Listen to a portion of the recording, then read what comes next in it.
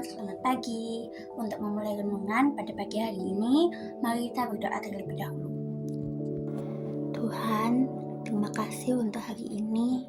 Buka hati dan pikiran kami, supaya kami dapat mengerti dan merenungkan firman-Mu. Biar apa yang kami pelajari hari ini dapat berdampak dalam hidup kami. Dalam nama Tuhan Yesus, haleluya, amin. Nah, renungan pada pagi hari ini yang berjudul Bimbinglah Aku, yang akan diambil dari Injil Lukas pasal 24 ayat 44 sampai dengan 48. Mari kita baca bersama-sama.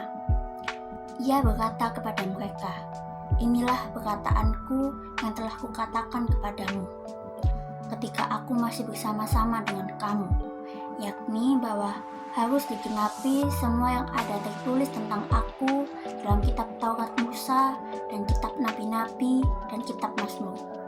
Lalu ia membuka pikiran mereka sehingga mereka mengerti kitab suci.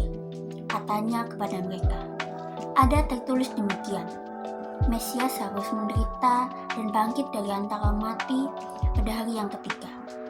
Dan lagi, dalam namanya, berita tentang pertobatan dan pengampunan dosa harus disampaikan kepada segala bangsa, mulai dari Yerusalem.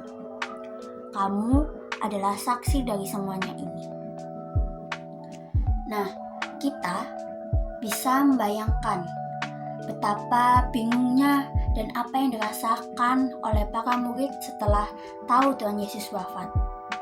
Tentu apa yang telah disampaikan oleh Tuhan Yesus sebelum ia disalibkan tidak bisa dipahami sepenuhnya oleh para murid.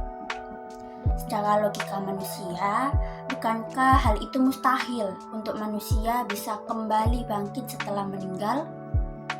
Jika kita menggunakan otak kita yang sangat terbatas, tentu hal ini akan sulit untuk dipahami, seperti apa yang disampaikan oleh Tuhan. Namun, dengan iman, segalanya menjadi mungkin.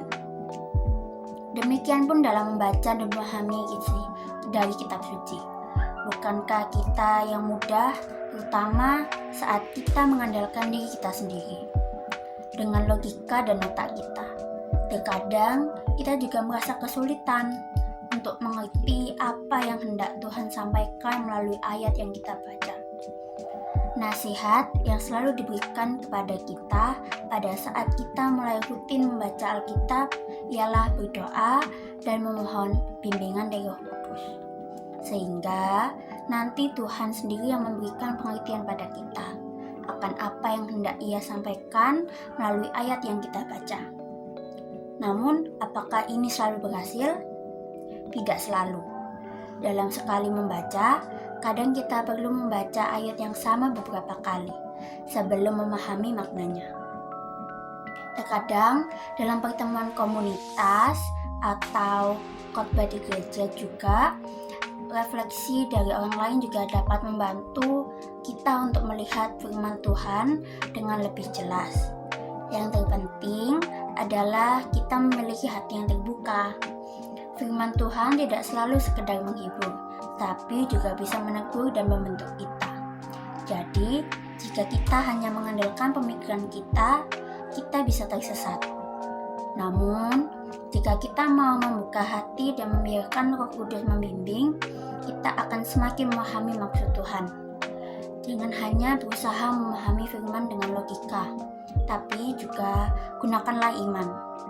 Percayalah pada Tuhan akan memberikan pengertian kepada setiap orang yang dengan rendah hati mencarinya. Allah Roh Kudus membimbing kita dalam membaca firman sehingga kita semakin mengerti apa yang hendak Tuhan sampaikan.